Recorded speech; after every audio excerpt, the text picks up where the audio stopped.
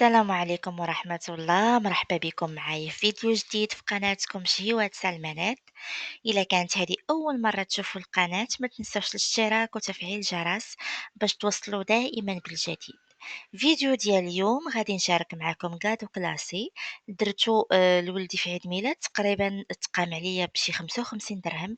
كاطو ساهل ولذيذ ديال المحلات الحلويات الكبرى. غادي تتبعي معايا الطريقة من الأول حتى لآخر الفيديو، ومن اليوم ما عمر الكاطو كلاصي ما غادي يخلعك. ونبداو على بركة الله بأول حاجة هي مقادير الجينواز، يعني طبقة الكيك اللي غادي تكون عندنا. غادي نحتاجو 2 بيضات، نص كاس ديال سنيدة، وكاس إلا ربع ديال الدقيق الأبيض من نوعية جيدة، وساشي ديال كاكاو. أول طبقة غادي نحضرو هي طبقة الجينواز. غادي ناخد قبيصة ديال الملح مع 2 بيضات مع نص كاس ديال سنيدة، وغادي نديرهم في واحد البول، وغادي ناخد الضراب الكهربائي ولا الضراب اليدوي، غير هو غيبغي منكم كتر ديال الجهد. غادي نضرب هداك البيض مزيان مع سنيدة تقريبا من 9 حتى ل10 دقايق وانا كنضرب حتى كيولي ليا داك الخليط بيض وكيطلع كيولي. وغادي نستمر في التطراب كيف قلت لكم حتى كيبيض ديال الخليط تقريبا 10 دقائق. هاد الجينواز راه كتبقى من اسهل لي جينواز اللي كيخدموا بهم حتى المحلات ديال الحلويات. اولا اقتصاديه، ما فيهاش مكونات بزاف، والطريقه سهله جدا. انا تقريبا كيف كتشوفوا هنا في الفيديو راه بدا كيبيض ديال لي الخليط. غادي نكمل التطراب و ها نتوما شفتوا كيفاش كيجي طالع كيطلع مزيان. وعاد غادي نزيد الدفعة الأولى ديال الدقيق، يعني غنزيد غير النص ديال هاديك الكمية اللي عندي. غادي نغربلو مزيان، وغادي نزيد معاه الكاكاو، وحتى هو غادي نغربلو مزيان. عاد غادي ناخد السباتول وغادي نخلط من الفوق للتحت باش داك البيض اللي طلعته بالضراب ما يهودش ليا. غنبقى نخلط من الفوق حتى لتحت، عفوا من التحت للفوق، من التحت للفوق، من التحت للفوق، من التحت للفوق، حتى كيتجانس ليا داك الدفعة الأولى اللي درت ديال الدقيق. هانتوما كيف كتشوفوا الطريقة ديال بشوية باش ما يهودش ليكم البيض. كنأكد عليكم أنكم تحترموا، راه إلا احترمتوا هاد الطريقة اللي درت أنا غادي يجيكم الكاطو كلاصي رائع. أنا بالنسبة لي هذا ديال الشكلاط أول مرة كندير كاطو كلاصي بمذاق الشوكولا. سبق ليا درتو بمذاق الفريز، سبق ليا درتو بمذاق الفاني. هذا ديال الشوكولا أول مرة غادي نديرو، والحمد لله يعني نجح ليا من أول تجربة. غادي نزيد الدفعة الثانية ديال الدقيق اللي حتى هي غادي نغربلها. أنا دابا راه مخلية الفران كيسخن شوية، شعلتو كيسخن باش منين نبغي ندير الجينواز ديالي يكون الفران سخون.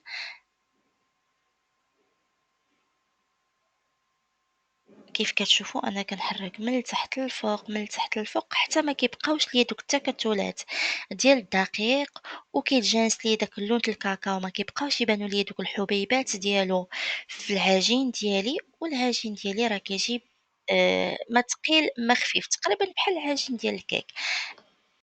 ألوغ خديت المول ديالي دهنته بشوية الزبدة ورشيته بشوية دقيق لأنه ما توفرش عندي ورق الطهي. غادي ندير العجين في المول وغادي نحاول نوزعو على الجوانب ديال المول ديالي بسباتول.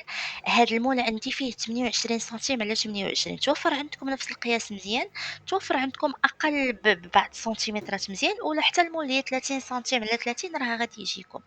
غادي ندخّل العجين ديالي للفران اللي مشعول غير من التحت على درجة حرارة 180 حتى تنشف ليا الجينواز ديالي، وعاد غادي نشعلو من الفوق. هنا راه خبطته مع سطح العمل غير باش يحيدوا ليا دوك الفقاعات من العجين. وهذا هو العجين ديالي وجد. هذه هي طبقة الجينواز، راه كتجي هشيشة وكتجي فتية. غادي نحاول نديموليها نديرها في واحد الفيطة باش ما تقصحش ليا، ونخليها مغطية على ما نوجد الطبقات الأخرى اللي غادي ندير. كيف كتشوفوا ها هي كتجي رطبة، وما تخليوهاش حتى تقصاح ولا تتحمر ليكم مزيان. راه دغيا كتوجد تقريبا 10 حتى 15 دقيقة، كتوجد على حسب نوعية الفرن اللي عندكم. وهنا غادي نوجدو الطبقة المقرمشة اللي كتجي فوق العجين ديالنا، وهي الطبقة التانية. غادي ناخد 100 غرام ديال الشكلاط الأسود، أنا كنستعمل كالا، وغادي ناخد 100 غرام ديال اللوز، شكلاط أسود دوبتو حمام مريم، و100 غرام ديال اللوز حمرتها وطحنتها، وأنا ما توفرش عندي الفويتين عوضته بالكوفريت العادي ديال درهم اللي كنشريو من الحانوت، وطحنتو حتى هو. هنا غادي نخلّط مزيان حتى يتجانس ليا كيتلبس ليا داك اللوز وبسكويت بالشكلاطة ديالي، وعاد غادي نسرّح هاد الطبقة كاملة على الجينواز اللي وجدنا من قبل. غادي ناخد المول مربع وغنحاول نعبر باش يجيني صغار شوية من داك القياس اللي درت. المهم أنا قلت لكم في الأول عندي المول فيه 28 سنتيم، دونك هاد المول المربع غادي نحاول نعبر تكون فيه 25 سنتيم على 25 باش نقطع دوك الجوانب ديال الجينواز اللي كيكونوا عندي ما مقادينش. دونك غادي نقطعهم بالموس، وعاد غادي ندير هداك الكيك ديالي. هو بالنسبة للمول المربع بطبيعة الحال راني درت ليه السلوفان من التحت، وعاد غادي ندير في وسط منّو الكيك ديالي، وغادي نطبّق هاديك هنا كيف كتشوفوا راه قطّعته وخشيته غير ما تصورش ليا، وغادي نسقيه مزيان بالحليب باش ما تجينيش ديك الطبقة ديال الجينواز ناشفة، لأن كيف قلت لكم هاد الجينواز كتخدم بلا زيت، يعني راه ما كتجيش بحال الجينواز اللي كتخدم بالزيت، ضروري خصني نسقيها. كتسقيها بالحليب ولا كتسقيها بشوية ديال الما والسكر، وكديري معاه ساشي ديال الفاني وتسخّنيهم شوية باش كيذوب لك داك السكر وتسقي بيه. وهنا كيف كتشوفوا في الفيديو أنا غادي نطبّق هاديك الطبقة المقرمشة اللي وجدت، غادي نوزعها كاملة على داك الجينواز ديالي، ونديرها في التلاجة أولا في المجمد حتى تشد راسها شوية. ودابا غادي نوجدو الطبقة الثالثة ديال الكاطو ديالنا اللي هي طبقة الكريمة. أول حاجة غنبداو بها هي الكاناج. الكاناج غادي نحتاجو 150 غرام ديال الشكلاط الأسود مع معلقة صغيرة ديال الزبدة اللي غنديرهم يذوبوا في حمام مريم. غنخليهم يذوبوا على راحتهم، وغادي ناخد واحد الزليفة ندير فيها شوية الماء، وغنحتاج 2 أوراق ديال الجيلاتين. غادي نخليهم يذوبوا على راحتهم. من بعد ما داب ليا الشكلاط غادي ناخد دوك الوريقات ديال الجيلاتين غنصفيهم من الما، وغادي نعصرهم مزيان. كنأكد لكم عصروهم ما خاصش يبقى لكم الماء فيهم، وغادي نديرهم يذوبوا في هذاك الشكلاط محدو سخون. غنخلط مزيان حتى يذوب ليا الجيلاتين مزيان في الشكلاط. ضروري الجيلاتين خصني نزيدو على الشكلاط وهو سخون باش يذوب ما يبقاش ليا مكور.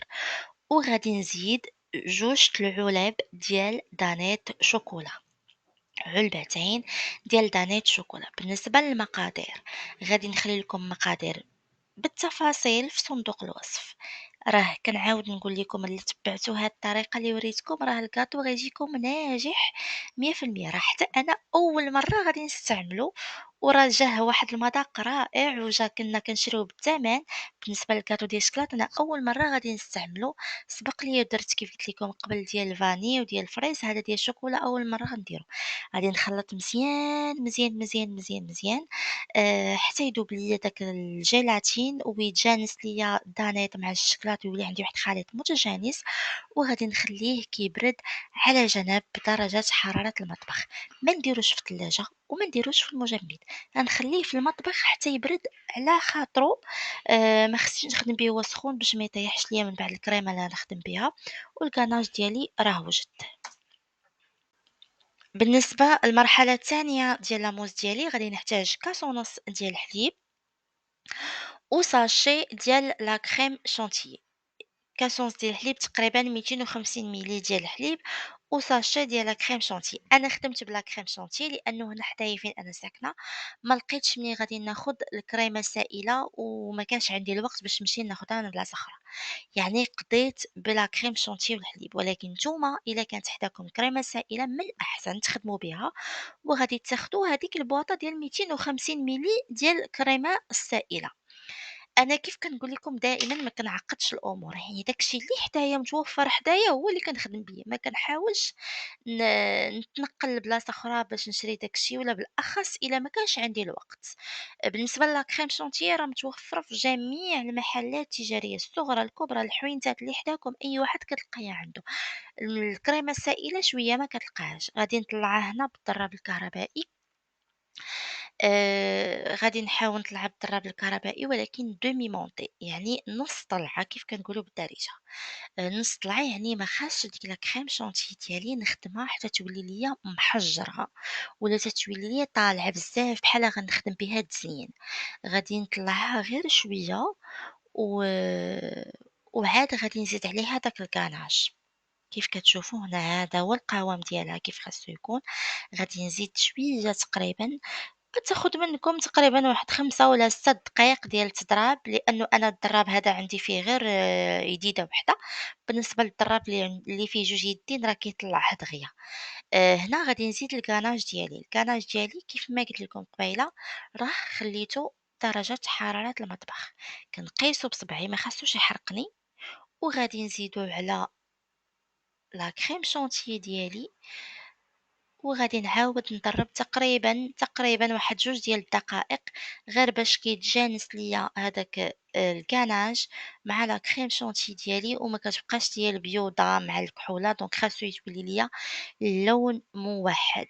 غادي نضربو تقريبًا واحد 2 ديال الدقائق حتى يولي ليا اللون موحّد، وعاد ديك الساعات غادي ناخد الجينواز ديالي مع الطبقة المقرمشة وغادي نزيد فوق منهم هاد الكريمة. الطريقة راه سهلة جدًا ومبسّطة، سهلة ومبسّطة، ما غاديش تحتاج منكم بزاف ديال الوقت، وما غاديش تحتاج منكم بزاف ديال المجهود، يعني طريقة سهلة جدًا.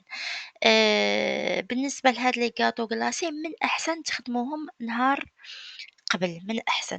هنا أنا خديت المول ديالي غادي ندير فيه داك لا موس اللي وجدت، نحاول نقادها على السطح بspatule مزيان بهاد الطريقة، وندير الجوانب باش الجوانب يجيوني مقادين فاش نديموليهم ما يجيونيش فيهم الفراغات، وعاد غادي نديرها بالمجمد لمدة على الأقل 6 ساعات، على الأقل تخليوها 6 ساعات باش تجمد معاكم، ومن بعد من نجيو نديرو عليها الكلاصاج من الفوق تجينا ساهلة. غادي نخبط هنا باش ما يبقاوش ليا دوك الفقاعات. وهذه هي آخر طبقة اللي غادي نحضروا الجاتو كلاسي ديالنا، هي الكلاصاج ميغوار. غادي نحتاجو 2 وريقات ديال الجيلاتين اللي غادي نديرهم يدوبوا في شوية الماء، وعلى جنب غادي ناخد كاس ونص ديال سكر سنيدة مع كاس ديال الماء، وغادي نديرهم فوق العافية مهيلة حتى يدوب ليا داك السكر. غادي نحاول نقرب ليكم شوية الكاميرا باش تشوفوا راه ما خاصوش يتعسل، ما خاصوش يقصاح، غير يوصل لهاد درجة الغليان صافي وكنطفيه عليه. غادي نزيد عليه 3 ديال لي ساشي الكاكاو وهو سخون، كنأكد لكم هو سخون. نزيدو 3 ديال لي ساشي ديال الكاكاو أولا 3 المعالق كبار أولا 20 غرام ديال الكاكاو بالنسبة للناس اللي عندهم الميزان. غادي نخلّط مزيان داك الكاكاو حتى يدوب ليا في هذاك العسل أولا في هذاك الما اللي معاه سكر سنيدة حتى يدوب مزيان وما يبقاوش ليا هاديك الغبرة ديالو من الفوق أولا هادوك التكتلات ولا دوك الكويرات. غادي نخلّط مزيان، خدوا الوقت ديالكم الكافي، خدموا على راحتكم. داكشي علاش أنا قلت لكم من الأحسن يتخدم نهار قبل، أنا كنت مدروكة بالوقت يعني خدمته بالنهار باش غادي نحطو بالليل. دونك هنا غادي ناخد الجيلاتين نعصرو من الما وغادي نزيدو على هداك السائل ولا داك الخليط اللي مازال سخون، غادي نزيد عليه الجيلاتين وغادي نخلّط مزيان حتى يدوب ليا. راه أنا غير كنخلّط وكيبان لكم شوية بدا كيلمع، يعني باقي ما كمّلتش التخلاط. غادي نخلّط مزيان حتى ما يبقاوش ليا دوك البقايا ولا دوك الكويرات ولا شوية الغبرة ديال الكاكاو اللي تبقى ليا في جوانب ديال الكاسرول ولا من الفوق. غادي نخلّط مزيان بالمعلقة ولا بالدرّاب اليدوي اللي توفّر عندكم، ومن بعد غادي نصفّي الخليط ديالي. اسمحوا لي هنا راه مشى ليا الجزء ديال التصوير، غادي نصفّيه باش ما يبقاوش ليا دوك التكتلات ديال الكاكاو، ومن بعد عاد غادي نديرو في هاد العلبة وغادي نغطي ليه السطح ديالو بالسلوفان بهاد الطريقة، يعني ما نغطيش من الفوق، نغطي السطح ديالو بالسلوفان بهاد الطريقة باش ما كتكونش عندي واحد الطبقة قاصحة من الفوق. وغادي نديروه في التلاجة حتى يبرد على راحته، في التلاجة لتحت، ما كان ماشي المجمد، يعني غير في التلاجة فين العادية فين كنديرو الخضرا فين كنديرو. فوالا غادي ناخد الكلاصاج ديالي غنديرو في حمام مريم باش يذوب ليا غير شوية غير يبدا يذوب شوية وغادي نحيدو من حمام مريم ونبقى نستمر بالتحريك حتى يكمل في الذوبان ديالو بهاد الطريقة كيف كتشوفوا مرة كنقلب واش ما بقاو ليا لا تكتلات لا حتى شي حاجة وغادي نبقى نحركو حتى كيذوب غير في هاديك السخونية اللي خدا في الأول ومن بعد غادي ندوز باش نصفيه باش نتأكد أن ما بقاو ليا لا حبيبات لا تكتلات لا حتى شي حاجة ونخليه على جنب يبرد حتى يولي ليا بدرجة حرارة المطبخ. المهم هنايا خديت الحلوى ديالي من المجمد غادي نحاول نديموليها غادي ناخد فيطة صغيرة ونفزّكها في الما سخون وندوزها على الجوانب ديال المول ديالي باش كيطرخاو شوية وكنقدر نحلو بسهولة بلا ما نخسر الجوانب ديال الحلوى ديالي غادي نستمر بهاد الطريقة تقريبا واحد 20 ثانية ولا 30 ثانية حتى كنحس بهم ما بقاوش وكنقلب مرة كنقلب حتى كنحس بهم ما بقاوش شادين بزاف وغادي نساعد شوية غير بالسكين ولكن السكين أولى من أحسن يكون شي موس كبير ولا شي حاجة كبيرة باش ما تخسروهاش كيف كتشوفوا هاد المول المربع راه كيجي ساهل باش يديموله حيدت السلوفان وجبدته مع ديك الفيطه اللي دوزت سخونه راه دغيا تحيدوا لي الجوانب انا كيف قلت لكم قبيله من الاحسن تخدموا الحلوى نهار قبل انا خدمتها حتى النهار بنهارو لانني كنت مدروكه بالوقت وما قررت نديرها حتى لاخر لحظه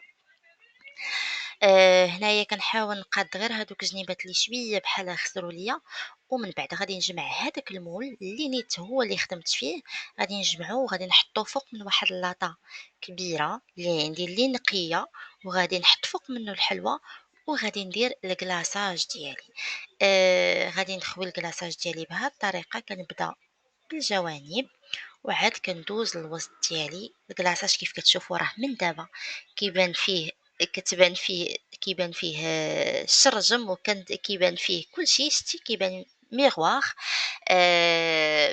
غادي ناخد معلقة حيت الجوانب ما كيقيسهمش الكلاصاج بزاف دونك غناخد معلقة وغنهز داك الكلاصاج اللي طاح ليا في اللاطة وغادي نزيدو على الجوانب انا للاسف كان عندي سطح العمل بحال مائل شوية يعني الكلاصاج مال ليا لهيه بزاف كي غناخد معلقة غادي نحاول نجمع دوك الجوانب ونعمّرهم كاملين، غادي ندوز بالكاطو ديالي كامل حتى نعاود ليه الكلاصاج الجوانب ديالو، من بعد سوا تقدروا تزيدوا اللوز إفيليت، تقدروا تزيدوا لي ماكارون إلا كانوا عندكم، أنا كنبقى في الإطار الاقتصادي، أنا كان ليا شوية اللوز وشوية ديال الكوفريت طحنتهم وزينت بهم الجوانب، ومن بعد راه درت هادوك لي سيجار مع شوية ديال الأوريو تزيين كيبقى لكم الاختيار نتوما وشنو توفر عندكم. هنا هذا هو الشكل النهائي ديال الحلوى ديالنا كيف كتشوفوا راه كلاصاج كيجي ميغوار راه يدي كتبان فيه التليفون كتبان فيه الشكل ديالها كيجي راقي وبسيط جدا وباقل تكلفه كيف قلت لكم انا راه كتقام تقريبا بواحد 55 درهم 50 حتى ل 55 درهم لان المكونات فيها ما معقداش انا حاولت نقطع معكم الطرف هنايا غير باش تشوفوا الطبقات يعني كتجي الطبقه ديال الكلاصاج كتجي الطبقه ديال الكريمة والطبقة المقرمشة والجينواز كتجي من تحت راه كتجي رائعة كنتمنى انكم تجربوها لوليداتكم وما تنساوش الدعم ديالكم بالاشتراك في القناة مع تفعيل الجرس وشكرا لكم على المتابعة